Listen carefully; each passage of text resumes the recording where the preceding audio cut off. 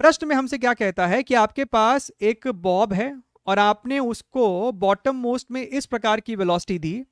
आपने इसको bottom most में इस प्रकार की वेलोसिटी दी है कि भैया ये आपको गया गया गया, जा रहा था जा रहा था जा रहा था, समझिएगा, ये आपको जा रहा था जा रहा था जा रहा था, और यहां पर कहीं धागे का टेंशन जीरो हो गया और उस सिचुएशन में ये एंगल थीटा बन रहा था। अच्छा, यहां पर बॉब है, बॉब के पास कुछ वेलोसिटी होगी, वेलोसिटी भी, गुड इनफ।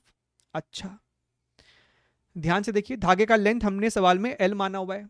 हमसे इस सवाल में पूछता है the speed of ratio of speed v of the bob at point p to its initial speed.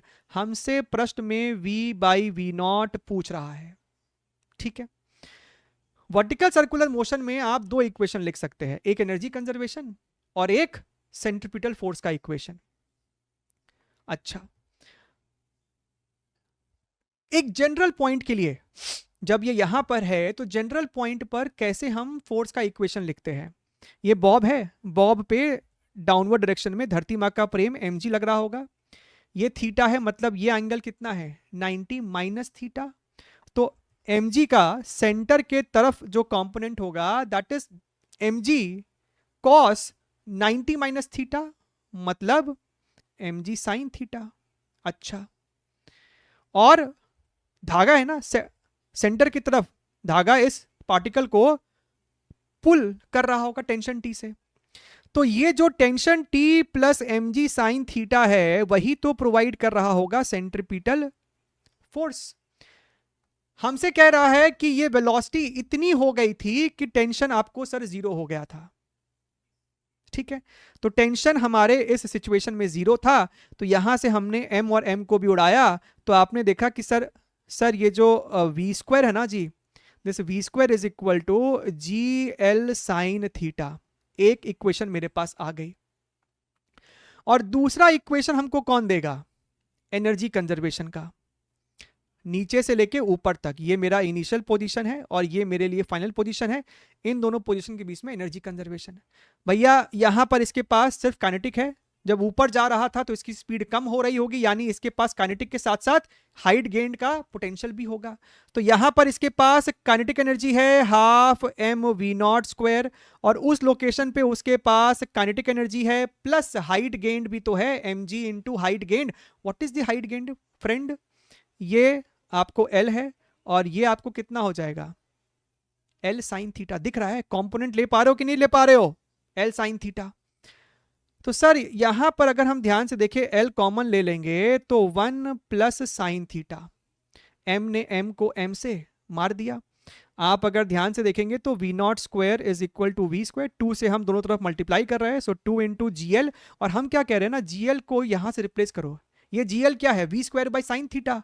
यहां पर लिखो ना जी, V square by sine theta लिखो, who is stopping you, 1 plus sine theta. हमने ऐसा क्यों किया, अब आप यहां से वी स्क्वायर कॉमन लेके लेफ्ट साइड में डाल दो। भैया जो चीज चाहिए उसकी तरफ बढ़ना भी तो पड़ेगा।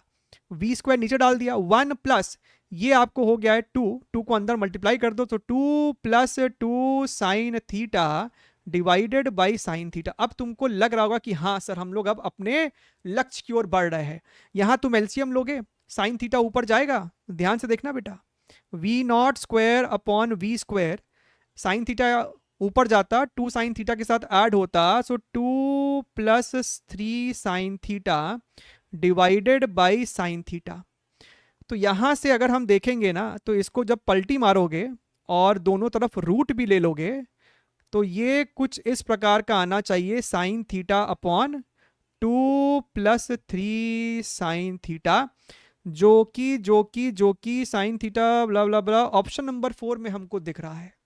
क्या आपको भी दिख रहा है, दिखना चाहिए।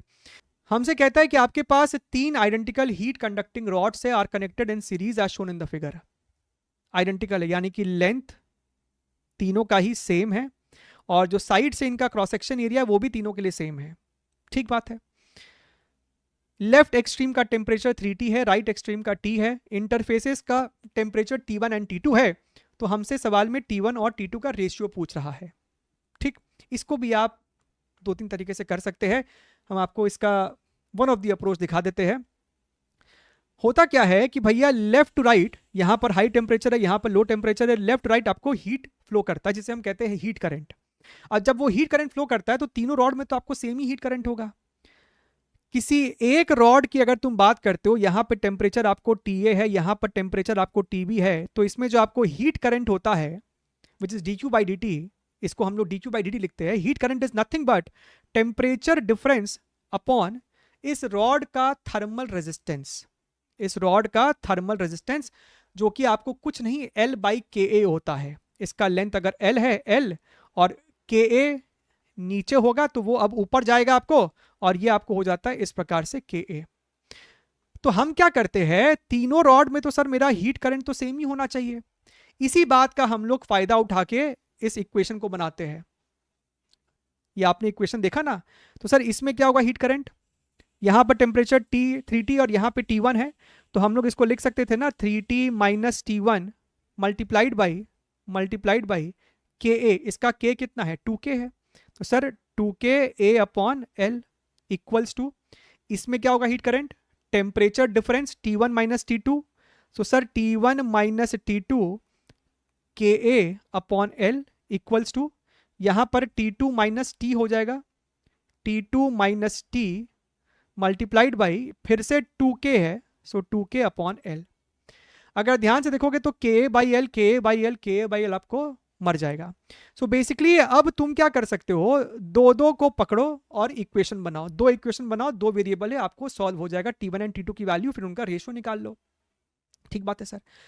चलिए मान लेते हैं कि हमने एक इक्वेशन जो यहां पर पकड़ा है वो हमने पकड़ा है इन दोनों को, तो अगर पकड़ोगे तो सर ये 2 इसके साथ मल्टीप्लाई होगा, तो 6T - 2T1 is equal to, यहां पर आपको है T1 - T2, तो यहां से हमको दिख रहा है कि सर 6T और rather we can write 3T1 - T2 is equal to 6T। ठीक है, एक और इक्वेशन हमको चाहिए, तो एक काम करो, इन दोनों को पकड़ लो, राइट, इन दोनों को इक्वेट कर दो। तो भैया T1 - T2 क्या है, ये आपको T1 - T2 is equal to, यहां पर ट्वाइस है ना ये, सो 2 टाइम्स T2 - 2 टाइम्स T, तो ये हमको बेटा निकल के आ रहा है, इसको इधर ले आएंगे तो ये आपको हो जाएगा कितना, 3T2 - T1 is equal to 2T। ठीक क्या सर, अच्छा ये हमारा हो गया इक्वेशन नंबर 2। अब इसको सॉल्व करना है to find the value of T1 and T2। तो भाई हम क्या कह रहे हैं, इस इक्वेशन को ना 3 से मल्टीप्लाई करके दोनों को ऊपर नीचे ऐड कर दो। मल्टीप्लाई करोगे तो ये आपको 3 × -T1 इसके साथ मर जाएगा, तो यहाँ पे कितना आ रहा है 9T2 ऊपर में आपको -T2 है, this is equal to 6T, और ये 2 × 3 कितना है 6, तो फिर से 6T। तो सर ये हमको इफेक्टिवली बन रहा है T2 is equal to 12T divided by 8, यानी कि 3T/2। ठीक, तो सर मेरे पास T2 की वैल्यू आ गई, किसी एक इक्वेशन को उठाओ और उसमें T1 निकालने का प्रयास करो, 3T1 - T2, तो सर -T2 को उधर भेज देंगे तो ये आपको हो जाएगा बेसिकली 60 + T2, और T2 मेरे पास है 3T/2।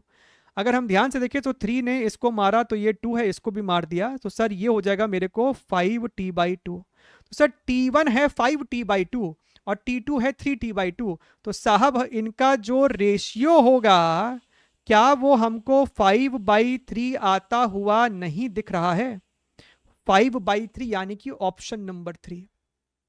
ध्यान से देखो, कैपेसिटर का प्रश्न है, हमसे कहता है कि भैया जब इसमें कोई भी मीडियम नहीं है तो इसका कुछ तो कैपेसिटेंस होगा, C is equal to A/0/D। अब तुमने क्या किया, अब याद रखना ये था जब अंदर कोई मीडियम नहीं था।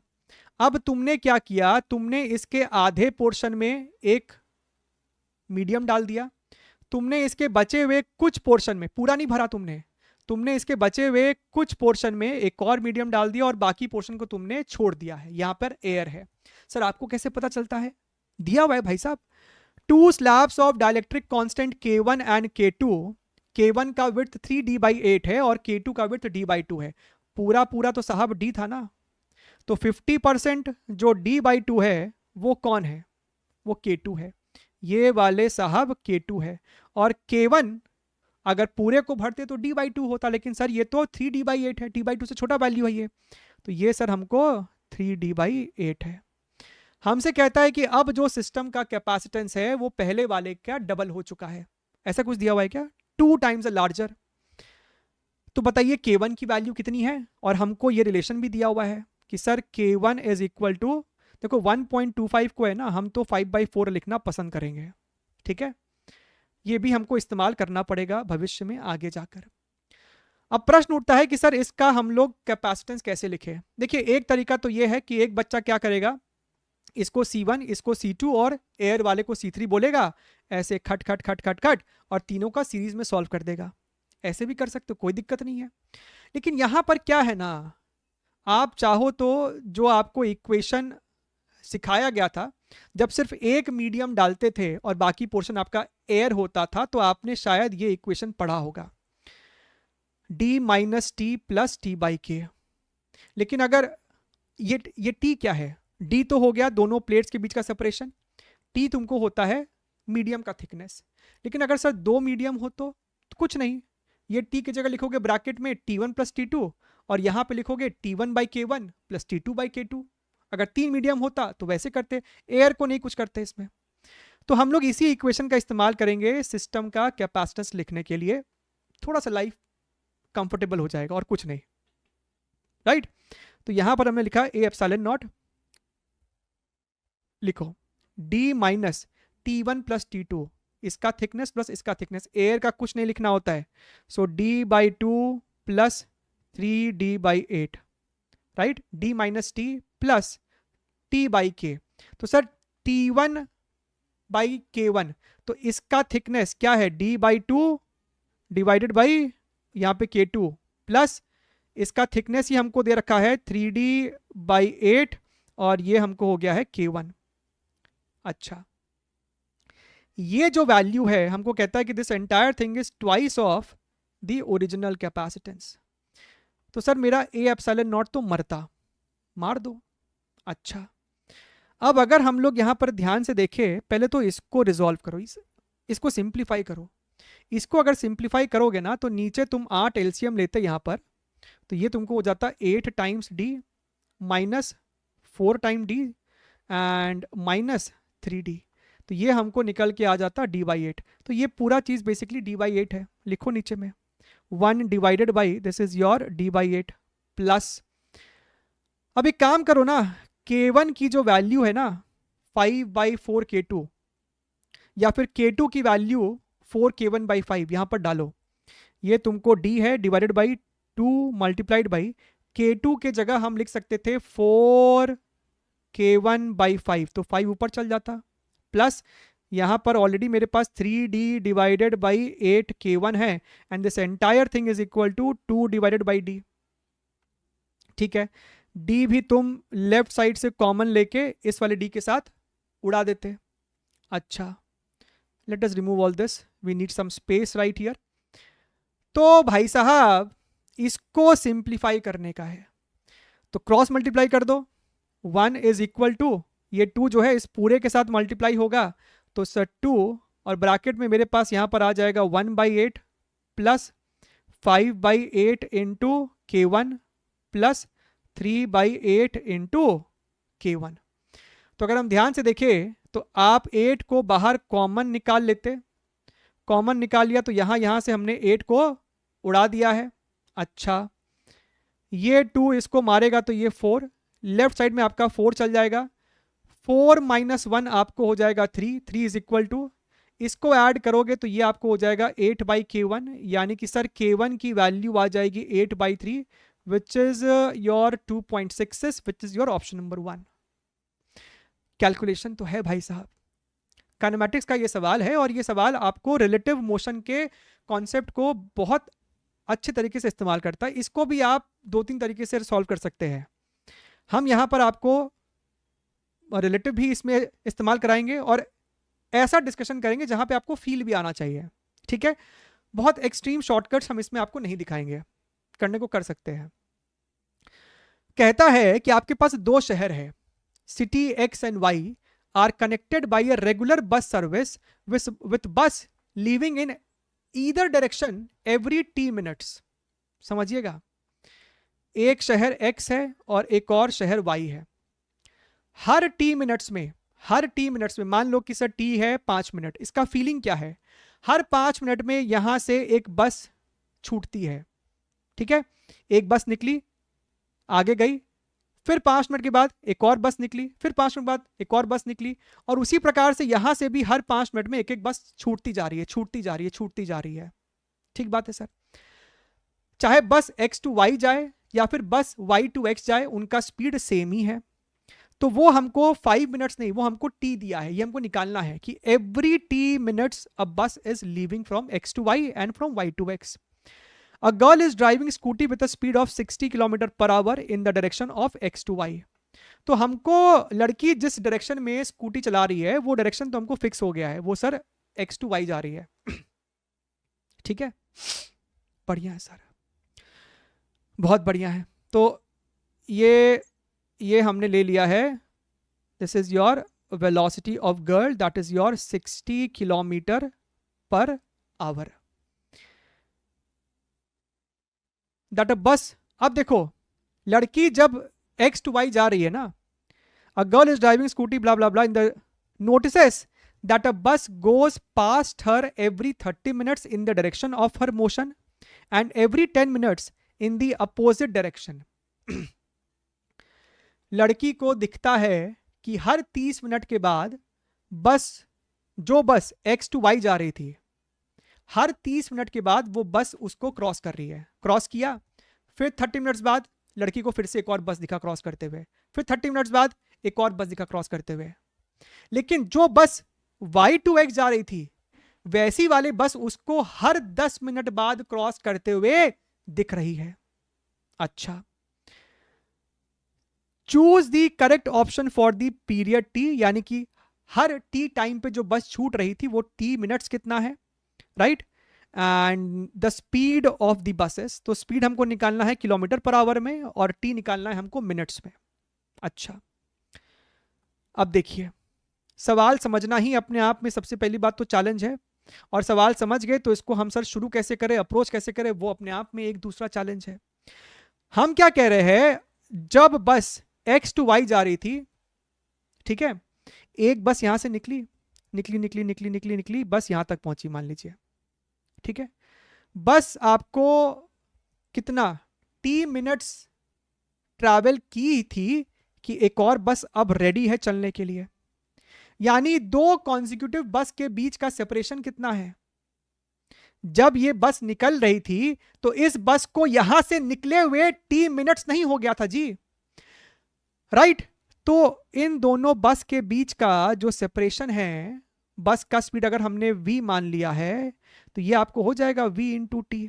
लेकिन t हमारा किस में है, मिनट्स में है, तो t बाई 60 कर दो।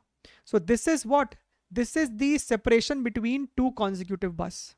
ठीक है, अगर इसके भी आगे कोई बस होगा तो इन दोनों के बीच में भी यही सेपरेशन होगा vt बाई 60। चाहे बस लेफ्ट टू राइट जा रही हो या राइट टू लेफ्ट जा रही हो, हर दो कॉन्जिक्यूटिव बस के बीच का सेपरेशन तो साहब इतना ही होगा।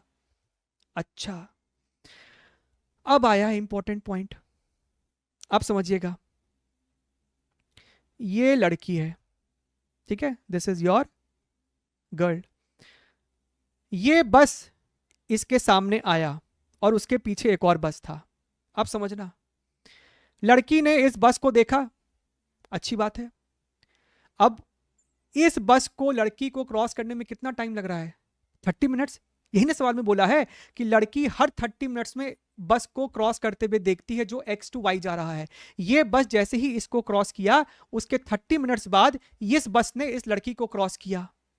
तो भाई साहब, मेरा जो कहानी है, बात को समझिएगा, जब ये बस लड़की को क्रॉस कर रहा था, उस समय इस बस और लड़की के बीच का जो दूरी है वो है साहब vt बाई 60। अब तुम इस वाले बस को भूल जाओ। सवाल ये हो गया है काइनेमैटिक्स का कि बस की स्पीड v है, लड़की की स्पीड 60 किलोमीटर प्रति घंटा है। तो 30 मिनट्स में ये बस इसको कैच कर लेता है। तो यहाँ पर तो रिलेटिव का इक्वेशन लगा सकते थे। अगर ये बस इसको कैच कर रहा है मतलब ये v इससे 60 से तो ज्यादा ही रहा होगा। So what is the relative velocity between the bus and the girl? That relative velocity is v minus 60। जैसे ही तुम v माइनस 60 लिखते हो इसका मतलब लड़की तुम्हारे लिए आ गई है रेस्ट पे, राइट? और बस ये डिस्टेंस ट्रैवल करेगा, इसका मतलब 30 मिनट्स में। यही ना फंडा है रिलेटिव मोशन का। रिलेटिव वेलोसिटी जो सेपरेशन बस को तय करना है उनके बीच का, वो है vt बाई 60, राइट? तो यहां पर क्या तुम लिख नहीं सकते this is your relative velocity? इतना वेलोसिटी में ये जब तुम लिखते हो तो गर्ल तुम्हारा उस समय रेस्ट पे आ गया है, तो बस की अब स्पीड हो गई है v माइनस 60। तो v माइनस 60 इंटू 30 मिनट्स यानी कि 30 by 60, this thing should be equal to your vt by 60। This thing should be equal to your vt by 60। इस बात को पॉज करके वीडियो को महसूस करने का प्रयास कीजिए, अपने रिलेटिव के सारे ज्ञान को यहां पे अप्लाई कर दीजिए। I am repeating my self, the moment you से v minus 60 is a relative velocity, यानी कि आप लिख रहे हो वेलोसिटी ऑफ बस विथ रिस्पेक्ट टू गर्ल। तो गर्ल आपके लिए रेस्ट पे आ गई है, ये अगर रुक गया बस की स्पीड अब आपको हो गई है v माइनस 60। अब ये गर्ल तक पहुंचने में कितना समय लिया? 30 minutes. So speed into time is equal to distance. अच्छा साहब, अच्छा साहब। तो सर यहां से 60 ने 60 को मारा, यानी कि ये हमको हो गया है v minus 60 is equal to vt upon 30, या फिर आप इसको ऐसे रहने दो, कोई दिक्कत नहीं है। 30 is equal to v into t. Similar equation आपको फिर से लिखना पड़ेगा जब बसेस आपको y टू x जा रही है। सेम फॉर्मेट होगा, बस आपको v माइनस 60 की जगह अब v प्लस 60 नहीं आएगा, क्योंकि अब आपको रिलेटिव वेलोसिटी हो जाएगा v प्लस 60। लड़की इधर जा रही है, बस इधर जा रहा है, तो उनके बीच का रिलेटिव वेलोसिटी क्या होगा? v plus 60। लेकिन अब लड़की को हर 10 मिनट में बस क्रॉस करता हुआ दिख रहा है, तो 30 की जगह अब लिखोगे तुम 10 बाई 60। हम लोग बाई 60 क्यों कर रहे हैं बार बार? उसको आवर में कन्वर्ट कर रहे हैं। That is equal to your vt by 60। दो बस के बीच का कॉन्जिक्यूटिव सेपरेशन vt बाई 60 रहेगा, तो ये आपको मरा। अब अगर तुम ध्यान से देखो, सर ये भी vt है, ये भी vt है, यानी इस इक्वेशन को हम इसके साथ इक्वेट कर सकते थे, यानी कि sir v plus 60 into 10 is equal to v minus 60 times your 30। तो 10 ने इसको मारा, तो यहां से हमको दिख रहा है कि v plus 60 is equal to 3 multiply कर दोगे, सो 3v माइनस 180। तो ये उधर जाएगा तो 240, ये उधर जाएगा 2v, यानी कि v की वैल्यू आनी चाहिए 120 किलोमीटर प्रति घंटा। एक ही ऑप्शन में दिख रहा है, option number 4। Still if you want you can calculate the value of capital T also, जहां पे T मेरा मिनट्स में ही है। तो v की वैल्यू क्या थी? 120। 120 minus 60 is 60। 60 into 30 is equal to 120 into capital T। इसने इसको मारा 2, यानी कि T कितना आ जाएगा? 15 मिनट, और यही हमको दिया हुआ है। This is the proper feel. ये प्रश्न को देखिए, ये प्रश्न डिजाइन इसलिए किया गया है ताकि आप इसके ऑप्शन का इस्तेमाल करके इसको सॉल्व करें, ठीक है? हम आपको इसमें और भी ऐसी चीजें बताएंगे जो शायद आपको और कहीं सुनने के लिए, देखने के लिए ना मिला होगा। हमसे कहता है कि a balloon is made of material of surface tension S, तो it is its inflation outlet from where gas is filled in it. जो अपने पास हुआ था ना फुग्गा घर में हैप्पी बर्थडे में जो बलून्स होता है, एक जगह से तुम फूक फूक मार के इसको फुलाते हो।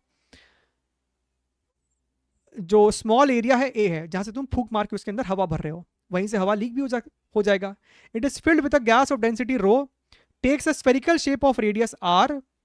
When the gas is allowed to flow freely out of it, its radius changes from capital R to 0. Its radius, यहाँ पे एक small r टर्म लिखा होना चाहिए था।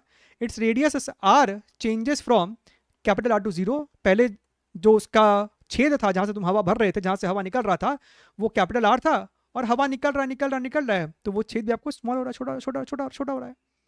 In time t, if speed of the gas coming out of the balloon depends on r as r to the power a and t depends like this, तो हमसे alpha beta gamma delta और a की value पूछ रहा है।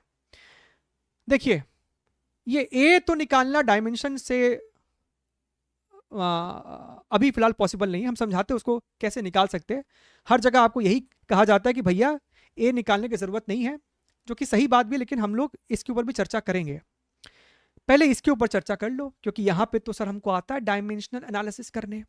ये क्या है, टाइम, तो लेफ्ट साइड में टाइम का डायमेंशन तो टाइम ही होगा, equals to surface tension, surface tension is nothing but force upon length, force का डायमेंशन क्या होता है mlt-2, और ये लेंथ, लेंथ ने लेंथ को मारा, यानी mt-2 whole to the power alpha. ये है आपका एरिया, एरिया मतलब एल स्क्वायर, और पावर बीटा था तो चुपचाप 2 बीटा लिख देते हैं।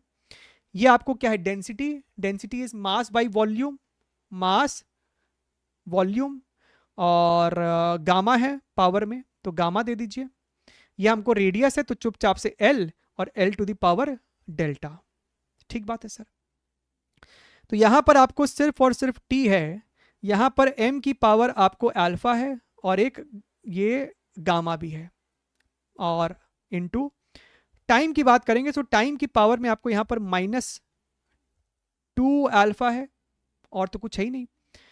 एल की अगर तुम बात करोगे तो एल की पावर में आपको यहां पर 2 बीटा है, -3 गामा है, और आपको प्लस में डेल्टा भी है, तो सबसे ज्यादा आपको एल को मिल रहा है। लेफ्ट साइड में आपको m की पावर 0 है, l की पावर 0 है, t की पावर 1 है। सबसे पहले t की पावर को इक्वेट करो, तो 1 should be equal to -2 alpha, यानी साहब अल्फा इज इक्वल टू -1/2। यहां पर देखोगे तो भैया m की पावर 0 है, तो alpha plus gamma is equal to 0, यानी कि gamma is equal to +1/2।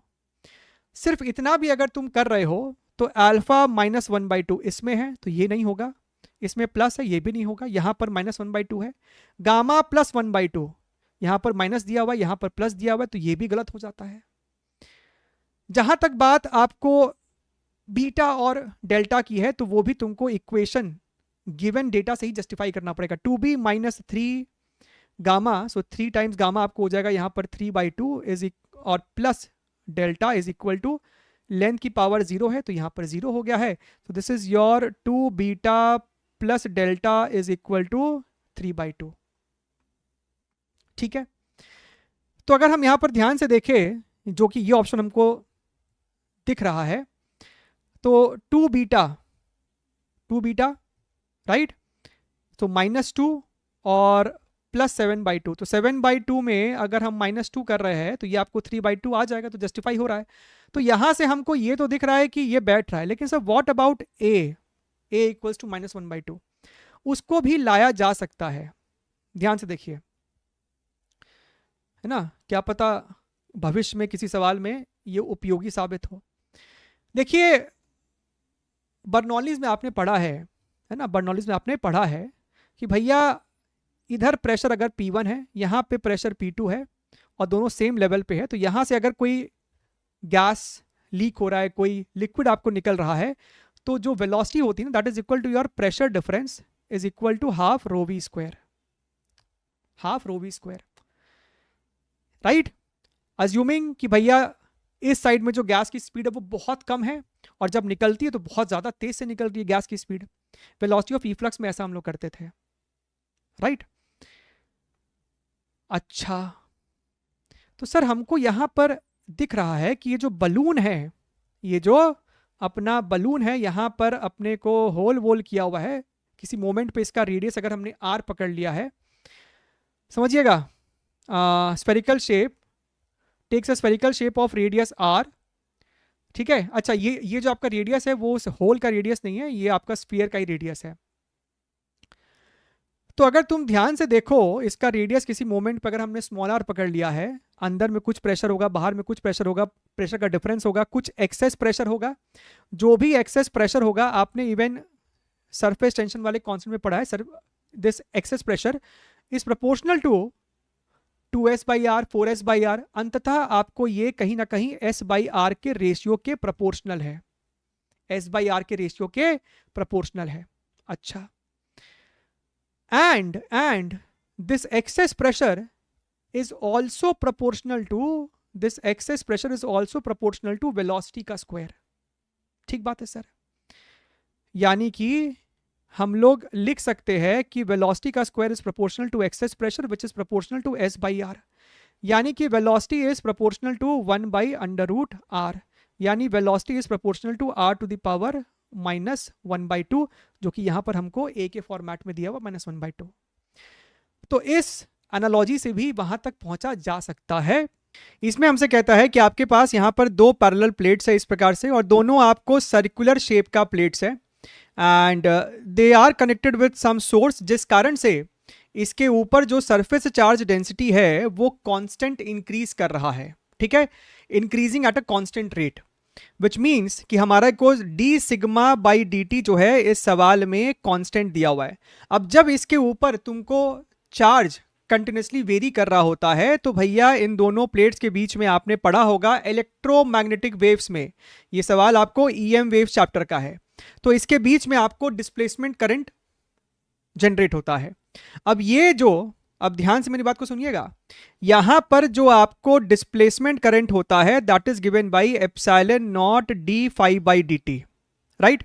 Sir phi क्या है? यहां पर फ्लक्स है, इलेक्ट्रिक फील्ड का फ्लक्स है इन दोनों प्लेट्स के जो बीच में है। अच्छा, तो यहां पर अपने लिख सकते थे कि आपका जो ये फाई है वो फाई आपको हो जाएगा electric field into cross section area. अगर हम ध्यान से देखिए मेरा एरिया तो भैया सेम ही है, तो एरिया बाहर आ जाएगा, this is your d by d t, और इलेक्ट्रिक फील्ड को आपने लिख सकते हैं सिग्मा बाई एप्सिलॉन नॉट, बीच में जो आपको इलेक्ट्रिक फील्ड होगा that is sigma by epsilon naught. तो भैया एप्सिलॉन नॉट आपका यहां पे मर जाएगा, and d sigma by d t अपने को एक कांस्टेंट टर्म है, यानी यहां पर area multiplied by some constant term. तो सर हमको समझ में आता है कि since D sigma by d T हमको कांस्टेंट है, यानी कि बीच में जो आपको डिस्प्लेसमेंट करंट है वो भी एक कांस्टेंट करंट है, ठीक बात है। अब यहां पर जो आपको डिस्प्लेसमेंट करंट है ना वो भी आपको एक इमेजिनरी सिलेंड्रिकल शेप में ही आप इसको अज्यूम कर सकते हैं। अब हमको जो ऑप्शन दिया गया है, the magnetic field arising due to this displacement current is zero at all the place, constant between the plates and zero outside the plates, non-zero everywhere with maximum at the imaginary cylindrical surface connecting the peripheries of the plates, zero between the plates and non-zero outside।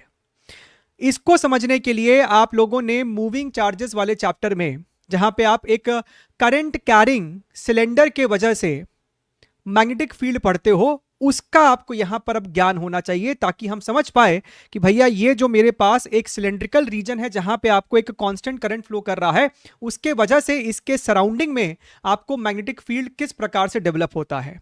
तो फिलहाल के लिए हम इन चीजों को यहां से हटा रहे हैं, बिकॉज वी हैव एस्टैब्लिश्ड कि हमारा जो डिस्प्लेसमेंट करंट है सर वो हमको कांस्टेंट है। अच्छा, अब याद करो वो फिगर, याद करो अगर तुमने ध्यान से कभी पढ़ा है इस चीज को, कि आपके पास इस प्रकार से एक सिलेंड्रिकल शेप है और इसके पूरे क्रॉस सेक्शन से आपको करंट फ्लो कर रहा है, इसके पूरे क्रॉस सेक्शन से आपको let's say I not current flow कर रहा है। तो यहां पर हम जब मैग्नेटिक फील्ड देखते हैं तो हम अगर इसका रेडियस आपने कैपिटल आर माना है, तो तुम इसमें एक तो अंदर में देखते हो फील्ड, यानी field for are less than capital R, और एक तुम देखते हो field for r more than equal to capital R, यानी कि बाहर के रीजन में आपका क्या मैग्नेटिक फील्ड होगा। जब तुम इस सिलेंड्रिकल रीजन के बाहरी पॉइंट की बात करते हो कि भैया for r more than capital R यहां पर क्या मेरे को सर मैग्नेटिक फील्ड होगा, उस केस में आप इस पूरे वायर को एक इनफाइनाइट वायर की तरह ट्रीट करते हैं, और आप लिखते हैं कि साहब यहां पे जो आपका मैग्नेटिक फील्ड होगा that is equal to mu naught, जो भी मेरा करंट है I naught divided by 2 pi R. लेकिन जब अंदर वाले रीजन की हम बात करते हैं तो हम लोग यहां पर एक इमेजिनरी एम्पियर लूप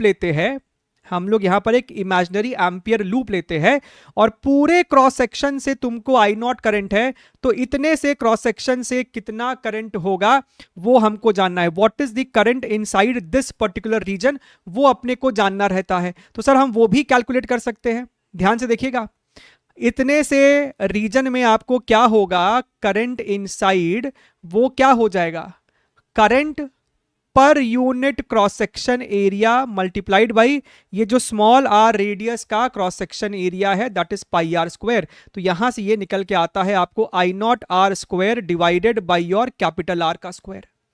मतलब इस डिस्टेंस पे for are less than capital R जो तुमको मैग्नेटिक फील्ड हो जाएगा that is mu naught I in divided by 2 pi are. ठीक है, आपने इस आर डिस्टेंस के लिए, इस एम्पियर लूप के लिए आपने लगाया, राइट। कौन सा equation, integral B dot D L is equal to mu naught into I in, और जब डीएल को इंटीग्रेट करोगे तो तुमको 2 पाई आर निकल के आएगा, तो यही इक्वेशन निकल के आता है, राइट। अच्छा, अब अगर इस इक्वेशन में तुम डेटा को सब्स्टिट्यूट करोगे तो भैया mu naught divided by 2 pi R, और आई इन की वैल्यू है I naught R square divided by capital R square. तो यहां से हमको सीखने के लिए मिल रहा है कि भैया इस डिस्टेंस पे यानी अंदर वाले पोर्शन में जो तुमको मैग्नेटिक फील्ड है it is directly proportional to small r, right. लेकिन जो बाहर वाला रीजन है वहां पे आपका जो मैग्नेटिक फील्ड है it is inversely proportional to small r. यानी कि जब तुम इसके एक्सिस से, इसके सेंटर से जब तुम दूर जा रहे हो तो भैया अगर हमने इसका ग्राफ बनाया है मैग्नेटिक फील्ड वर्सेस आर का, तो अंदर में फील्ड आपको डायरेक्टली प्रोपोर्शनल है इस प्रकार से, और बाहर में आपको फील्ड घट रहा होता है इस प्रकार से। तो इसी चीज को अगर तुम 190 डिग्री रोटेट कर दो, इसको तुम हॉरिजॉन्टल बना दो, तो यही डायग्राम बन जाएगा आपके पास कि भैया ये हमारे पास डिस्प्लेसमेंट करंट है, सिलेंड्रिकल रीजन में है। यानी कि जब तुम इसके सेंटर से बाहर जा रहे हो, राइट, इसके पेरिफेरी पे, समझना तुमको ग्राफ में दिख रहा है कि मैक्सिमम मैग्नेटिक फील्ड जो है वो r equals to capital R पे है। मैक्सिमम फील्ड आपको इसके पेरिफेरी पे है, तो पेरिफेरी पे तुमको मैक्सिमम फील्ड होगा, यहां पर भी फील्ड होगा, अंदर में भी फील्ड होगा, ठीक है। तो जो ये लिखता है ना zero at all the places, नहीं पॉसिबल है। Constant between the plates and zero outside the plates, ऐसा कुछ नहीं है। अंदर में भी कोई कांस्टेंट नहीं है, राइट, और आउटसाइड में भी कुछ है। Non zero everywhere with maximum at the imaginary cylindrical surface connecting peripheries of the plate. Option number 3 हमको मोस्ट सुटेबल है यहाँ पे। So again this is a very very beautiful question. हमारे ही चैनल पे आप सिर्फ सर्च करना cavity based question by Eduniti, आपको एक बढ़िया उसका वीडियो मिलेगा 50 मिनट का, शानदार है, उसको आप कर लो, आपका कैविटी वाला हर चैप्टर का पार्ट क्लियर हो जाएगा। सवाल में कहता है कि आपके पास एक स्फीयर है, अब ध्यान से सुनना, आपके पास एक सॉलिड स्फीयर था, ठीक है, और इसका रेडियस जो है हमको 2r दिया हुआ था, ठीक है। मान लो कि साहब इसका मास कैपिटल M था। अब तुमने यहां पर एक कैविटी खोद दिया, तुमने यहां पर एक स्फीयर कट करके निकाल दिया, ठीक है। ये जो तुमने स्फीयर निकाला इसका रेडियस r था। तो सर ये जो आपने स्फीयर निकाला उसका मास कितना था? अगर पूरे का मास कैपिटल M था तो रिमूव्ड पोर्शन का मास कितना है जी? राइट, आप यहां पे उसको यूनिटरी मेथड से कर सकते हैं, या फिर आप अपना दिमाग लगा सकते थे कि भैया डेंसिटी तो यूनिफॉर्म है, डेंसिटी आपको होता है मास बाय वॉल्यूम, यानी कि मास जो है वो वॉल्यूम के प्रोपोर्शनल है, और वॉल्यूम आपको रेडियस के क्यूब के प्रोपोर्शनल होता है। तो कंप्लीट स्फीयर का रेडियस 2r था और छोटे वाले का रेडियस r है, तो रेडियस आधा हो गया। अगर रेडियस आधा कर दोगे तो मास तो आधा का क्यूब यानी 1/8 हो जाएगा। तो जो मास तुमने यहां से काट के निकाला है उसका मास है m/8, उसका मास है m/8। इस प्रकार का अप्रोच आना चाहिए, ठीक है। हर बार एग्जाम में बैठ के हम लोग यूनिटरी मेथड अप्लाई नहीं कर सकते हैं, इट टेक्स टाइम। अब देखो हमसे कहता है, हमसे क्या बोला, the ratio of moment of inertia of the smaller sphere to that of the rest part of the sphere about the y axis, ठीक है। Look here very very carefully, इसको साइड कीजिए थोड़ा सा। हमारे को कौन सा एक्सिस चूज करने बोला है? ये वाला एक्सिस। इस एक्सिस के अबाउट हमें मोमेंट ऑफ इनर्शिया देखना है। सबसे पहले क्या करो, जो ये पोर्शन तुमने काट कर निकाला है, जो ये वाला पोर्शन था, उसका मोमेंट ऑफ इनर्शिया निकालो इस एक्सिस के अबाउट। तो सर ये वाला एक्सिस तो इस वाले स्फीयर के टैंजेंट पे है, तो सर ये वाला मोमेंट ऑफ इनर्शिया I1 कितना हो जाएगा? क्या हमको लिखना आता है कि स्फीयर के टैंजेंट पे क्या होता है? स्फीयर के सेंटर ऑफ मास से, right, you have to apply parallel axis theorem. क्या लिखते हो? 2/5 mr² प्लस mr²। भैया ये डिस्टेंस तो आपको आर ही है, तो ये आपको कुल मिला के आता है 7/5 mr का स्क्वायर। अब यहां पे मास जो है वो बेटा m/8 है और रेडियस मेरे को r ही है, ठीक। तो ये आपको हो गया है 7mr² डिवाइडेड बाई 40। अच्छा, अब हमसे कहता है कि जो बचा हुआ पोर्शन है उसका इस वाले एक्सिस के अबाउट मोमेंट ऑफ इनर्शिया कितना है, तो वो कितना हो जाएगा, ये I2 कितना होगा। क्या तुमको ये बात समझ में आता है कि I2 कैसे निकालते हैं? भैया बचा हुए पोर्शन का, यानी कि अगर पूरा स्फीयर होता तो उसका मोमेंट ऑफ इनर्शिया में से इस वाले का मोमेंट ऑफ इनर्शिया को सब्ट्रैक्ट कर दो, और इस वाले का मोमेंट ऑफ इनर्शिया हमने ऑलरेडी कैलकुलेट कर लिया। तो हम कह रहे हैं कि बचे हुए पोर्शन का मोमेंट ऑफ इनर्शिया क्या होगा, पूरे स्फीयर का वजह से जो मोमेंट ऑफ इनर्शिया होता, यानी कि 2/5 मास m है और रेडियस 2r है, तो 2r का होल स्क्वायर करेगा तो 4r स्क्वायर। इसमें से ये वाला टर्म बेटा सब्ट्रैक्ट करो, 7mr स्क्वायर डिवाइडेड बाई 40, ये करना पड़ेगा। ठीक, अब इसको आप कैलकुलेट करो, यहां से आपको I2 निकल के आएगा। हम क्या करते हैं ना, mr स्क्वायर को कॉमन खींच लो, ये mr स्क्वायर है, यहाँ पे 7/40 है और यहाँ पे आपको 8/5 है, तो क्यों नहीं हम लोग 40 को एलसीएम ले लें। तो 40 को एलसीएम लेते तो 8 इंटू कितना है, ये 8 64 माइनस ऊपर में आपको 7 है, तो ये हमको निकल के आ रहा है 57/40 mr स्क्वायर।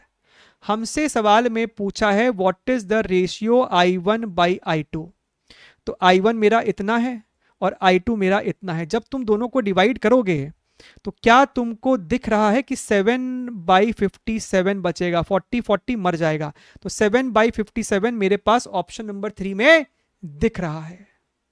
ठीक है, a full wave rectifier, semiconductor का सवाल प्रतीत होता है। A full wave rectifier circuit with diodes D1 and D2 over here is shown in the figure. If input supply voltage is this much, ये हमारा input supply voltage है, then at t equals to 15 millisecond इसमें से कौन सा diode forward biased है, कौन सा रिवर्स बायस्ड है। अब अगर हम यहाँ पर सप्लाई को देखें तो इसका ओमेगा कितना है, ओमेगा है तुमको यहाँ पर 100 पाई। अगर ओमेगा 100 पाई है तो time period is 2 pi by omega, this is your 2 pi divided by 100 पाई, यानी कि ये आपको हो जाएगा 1/50 सेकेंड, यानी कि अगर हम ऊपर 1000 मल्टीप्लाई कर दे अपने मन से तो ये आपको हो जाएगा मिली सेकेंड, तो this is your 20 millisecond. अब इसका क्या मतलब है, इसका क्या मतलब है कि अगर हम लोग ध्यान से देखें, साइनोसॉइडल कर्व है ना जी ये, तो भैया ये हमारा अगर टाइम एक्सिस है तो 0 और यहां पर होगा तुमको 20 मिली सेकेंड, यहां पर बीच में तुमको आ जाएगा 10 मिली सेकेंड, लेकिन हमको जो समय कह रहा है वो है यहां पर 15 मिली सेकेंड। तो भैया 15 मिली सेकेंड पे आप देख रहे हैं कि नेगेटिव है, राइट, नेगेटिव, इसका मतलब जिस टाइम पे हमसे बात कर रहा है ये नेगेटिव है, राइट, और ये हमारा पॉजिटिव है। तो जब यहां पर इंडक्शन होगा तो इसके पास नेगेटिव, इसके पास आपको पॉजिटिव, तो भैया D1 तुम्हारा रिवर्स बायस्ड हो जाएगा और D2 तुम्हारे को फॉरवर्ड बायस्ड होगा। सो D1 is reverse biased and D2 is your forward biased. Option number 2 is your correct answer. तो यहां पे टाइम का क्या इंपॉर्टेंस है आपको समझ में आना चाहिए। ठीक है, जब ये शुरू हो रहा है तो आपको ये पॉजिटिव में है, 15 मिली सेकेंड पे it goes down to the negative side. Clear, एकदम बढ़िया है। कहता है consider a water tank shown in the figure, it has one wall at x equals to l and can be taken to be very wide in the z direction. तो ये मेरा x axis है, ये मेरा y axis है और z axis मेरा ऐसे है। ठीक है, तो भैया आपका जो ये वॉल है ना, आप इसको 3D में भी इमेजिन कर सकते हो। ये वॉल आपको कुछ इस प्रकार से होगा, लेफ्ट साइड भी आपको वॉल है ही और राइट साइड में भी आपको ये वॉल है इस प्रकार से, और हमसे जो ये z एक्सिस वाली बात की जा रही है वो ये वाला लेंथ कह रहा है कि भैया ये लेंथ आपको अच्छा खासा है, it can be taken to be very wide in the z direction. ये डिस्टेंस आपको है, आप इसकी चिंता ना करें सर। तुमने नॉर्मल कैपिलरी में एक चीज देखा था कि भैया इस प्रकार से अगर कोई सर्कुलर ट्यूब रहता है और यहां पर अगर आपके पास कोई लिक्विड है, राइट, तो लिक्विड इसके अंदर आपको चढ़ जाता है मेनिस्कस के हिसाब से, राइट। तो इस प्रकार से इसमें मेनिस्कस बनता था आपको और लिक्विड ऊपर चढ़ जाता था, यहां पर आपको लिक्विड चढ़ गया, राइट। अब आपने इसका अगर थ्योरी पढ़ा है, इसका डेरिवेशन पढ़ा है, तो वहां आपने देखा होगा कि भैया सरफेस टेंशन का फोर्स इस डायरेक्शन में, इस डायरेक्शन में, और इन दोनों फोर्स का एक वर्टिकल कंपोनेंट होता है जो कि हमारे लिक्विड के इस वाले पोर्शन के mg को बैलेंस कर रहा होता है। This is the basic mechanism over here. Similar चीज अपने को इस वाले सवाल में, प्रश्न में भी लगाना है। अब ध्यान से आ जाओ, इस वाले सवाल पे आ जाते हैं। इस सवाल में आपको जो स्ट्रक्चर दिखाई दे रहा है, जो मेनिस्कस का शेप दिखाई दे रहा है, वो कुछ इस प्रकार से है, इस प्रकार से, ऐसे ऐसे ऐसे, राइट। यहां पर आपको वो लिक्विड है, ठीक है। अच्छा, और यहां पर अगर देखोगे तो ये 3D में आप इस प्रकार से दिखा सकते थे, something like this, something like this. I hope you are able to understand कि इसका शेप किस प्रकार का है, राइट, क्या प्रोफाइल है इसका। अब अगर तुम ध्यान से देखो तो यहां पर आपको सरफेस टेंशन का एक पुल दिखाई देगा, राइट। अब इसी का हमको इस्तेमाल करना है, तो ये 3D डायग्राम को हम लोग एक बारी छोड़ के वापस से 2D फिगर में आ जाते हैं। इसका जो ये 2D फिगर दिया हुआ है ना, इसमें अपने आ जाते हैं। हम क्या कह रहे हैं, लेट्स टेक एन एलिमेंट। सवाल में हमसे क्या पूछा गया, एक बार पढ़ लो। When filled with a liquid of surface tension S and density rho, the liquid surface makes an angle theta naught, यहां पर, right, theta naught is much much smaller than 1। तो पहली बात, ये जो एंगल है वो एंगल भी अपने आप में बहुत छोटा है। With the x axis at x equals to L, if yx is the height of the surface when the equation for yx is, हमको कहता है कि भैया theta, sine theta, tan theta सब कुछ बहुत छोटा है, तो सब कुछ बराबर ले सकते हो, which is equal to slope of the curve, right. ये जो आपका प्रोफाइल है उसका स्लोप डिवाइड बाई dx। तो इसमें से कौन सा रिलेशन जो है वो हमको उचित रिलेशन है। डिवाइड बाई dx क्या होता है, स्लोप, एंड डबल डिफरेंशिएशन क्या हो जाएगा, rate of change of slope. ठीक बात है सर। अच्छा, आइए, तो हम क्या कह रहे हैं, ये क्वेश्चन तो आपने पढ़ ही लिया है, तो इसको थोड़ा सा हम हटा देते हैं और यहां पर दोबारा से इस चित्र को बनाते हैं। Look here very very carefully, look here very very carefully, ठीक है। एंड ये हमारा सॉरी, ये हमारा प्रोफाइल है। अच्छा, तो मैंने क्या बोला, क्यों नहीं तुम बेटा x पे जाके dx विड्थ का एक पतला सा कॉलम ले लो। x पे जाके dx विड्थ का आपने यहां पर एक पतला सा कॉलम लिया। तो हम लोग सिर्फ इतने से लिक्विड पे फोकस कर रहे हैं, हम लोग सिर्फ इतने से लिक्विड पे फोकस कर रहे हैं, ठीक है। ये हमारा, ये लिक्विड का कॉलम पे हमारा इंटरेस्ट है। अच्छा, बढ़िया, ये y एक्सिस है, ये x है, और इसकी जो हाइट है वो हमने यहां पर y ले लिया है। ठीक बात है सर, एग्जिस्टेंस पर जो इसकी हाइट है वो y है। अच्छा, अब ये जो तुम्हारा लिक्विड का कॉलम है, इसके इधर और इधर, अब समझना, ये इनटू द प्लेन भी है, ठीक है। ये सिर्फ सामने से 2D में ऐसा दिख रहा है, लेकिन ये अंदर तक लिक्विड का ये जो ब्लू शेडेड कॉलम है ना, वो अंदर तक जा रहा है, ठीक।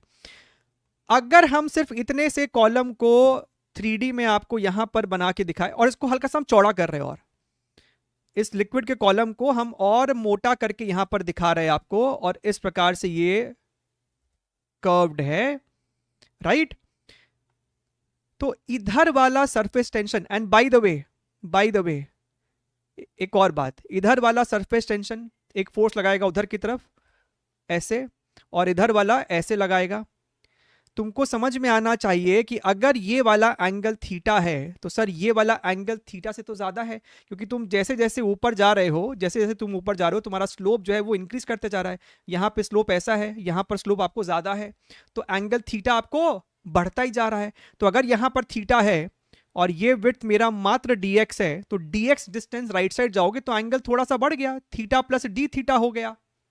ठीक बात है सर। सरफेस टेंशन का ये पुल कितना है, ये फोर्स कितना है, सरफेस टेंशन इनटू लेंथ, और लेंथ अंदर वाली, अंदर के इनटू जो आपका लेंथ है, मान लेते हैं कि हमने L लेंथ लिया है, कि भैया वो जो अंदर आपका डेप्थ है उसका वो L लेंथ है, तो सरफेस टेंशन का फोर्स कितना हो जाएगा, S इंटू एल। भैया surface tension is force per unit length, तो फोर्स कितना हो जाएगा, S इंटू एल। अच्छा, और ये वाला भी तो S इंटू एल ही होगा सर, इंटू तो आपको लेंथ सेम ही था। अब अगर हम ध्यान से देखें तो भैया ये जो आपका कॉलम है इसका एफबीडी बनाइए सिर्फ इतने से कॉलम का। धरती माता इसको अपनी तरफ खींच रही है विद फोर्स ऑफ mg। इसकी हाइट कितनी है, y है, तो इसका छोटा सा एक मास होगा dm इनटू ग्रेविटी। अब अगर तुम अपवर्ड डायरेक्शन का फोर्स देखोगे तो इस SL का एक वर्टिकल कंपोनेंट हो जाएगा, that is equal to your SL sine, ध्यान से देखना साइन कंपोनेंट आएगा, sine theta plus D theta, और इस वाले SL का भी एक वर्टिकल कंपोनेंट आएगा, that is equal to your SL sine theta. ठीक बात है सर। अच्छा अब ध्यान से देखिएगा, इसका मतलब ये बॉडी आपका रेस्ट में है वाई डायरेक्शन में, तो ये वाला फोर्स माइनस ये वाला फोर्स, और rather this force is equal to this plus this, तो ये यहां पे लिखते हैं। और क्योंकि भैया हमको कहता है कि sine of angle is equal to that angle itself, तो ये साइन ऑफ एंगल को, साइन को हटा के हम सिर्फ एंगल ही लिख देते हैं, यानी कि SL theta plus D theta minus और rather equals to DMG plus SL, और साइन थीटा की जगह हम लोग सिर्फ थीटा लिख देते हैं। तो भैया जब ये ब्रैकेट खुलेगा तो SL थीटा आपस में मर जाएगा, तो ये दोनों टर्म आपको मरेगा, यहां पे आपको बचेगा SL d theta DMG। What is DMG? Density into जो उस कॉलम का छोटा सा वॉल्यूम है इनटू ग्रेविटी। ठीक बात है सर। तो sir SL d theta equals to rho into gravity into d v. What is the छोटा सा volume, length into breadth into height, dx into y, और इंटू द प्लेन कितना है, L है। सो सर यहां पर हम लोग लिख सकते हैं L y dx into gravity, right. Sir ये जो इतना सा जो एक एरर हमको दिख रहा है, क्योंकि आपने जो लिखा है वॉल्यूम वो तो क्यूबॉइड का है, तो बाय द वे तुमको अभी भी ध्यान होना चाहिए कि हमको शुरुआत में ये जो एंगल दिया था वो बहुत बहुत बहुत छोटा है, तो ये सारे एंगल आपको छोटे छोटे हैं, तो देखा जाए तो ये काफी फ्लैट सरफेस ही है, ये इतना ज्यादा भी कर्व्ड नहीं है, तो इतना अप्रोक्सीमेशन अपने लेके चल रहे हैं। अच्छा L ने L को मार दिया, ठीक है, तो आपके पास यहां पर d theta is equal to, और इस dx को हम चाहो तो लेफ्ट साइड ले आओ, डी थीटा बाई dx, यहां पर आपके पास क्या है, रो इंटू ग्रेविटी। अच्छा हमने ग्रेविटी कहीं दो बार तो नहीं लिख दिया, दो बार लिख दिया नहीं जी, रो ये वाला जी को हटाइए यहां से, तो ये मेरे पास आया है रो ग्रेविटी इंटू वाई, और ये वाला S लेफ्ट साइड चल जाएगा ऐसे। अब तुमको अगर ध्यान में आ रहा है तो सर ये सब क्या है, थीटा क्या है, basically tan theta. Theta is nothing but tan theta, and tan theta is nothing but your slope. तो भाई साहब this is your 1/dx, D theta में d को हटाइए, थीटा की जगह हम लोग यहां पर लिख सकते थे dy/dx is equal to rho g y upon s। तो यहां से क्या हमको दिख नहीं रहा है, ये आपको डबल डिफरेंशियल आ रहा है, d square y upon dx का square is equal to rho g y upon s, rho g y upon s, और यही हमारे ऑप्शन नंबर 2 में हाँ ऑप्शन नंबर 2 में है, राइट। तो हमने इस अप्रोच में क्या किया, वर्टिकल डायरेक्शन में फोर्स को बैलेंस किया है, इस प्रकार से हमने किया है। और भी इसके अप्रोचेस हो सकते हैं, हॉरिजॉन्टल में फोर्स बैलेंस, या फिर रेडियस ऑफ कर्वेचर का अप्रोच, या फिर डायमेंशन एनालिसिस का अप्रोच, वैसा भी है, बट दिस इज, ये जो अप्रोच है ये प्रॉपर आपको फील दिलाता है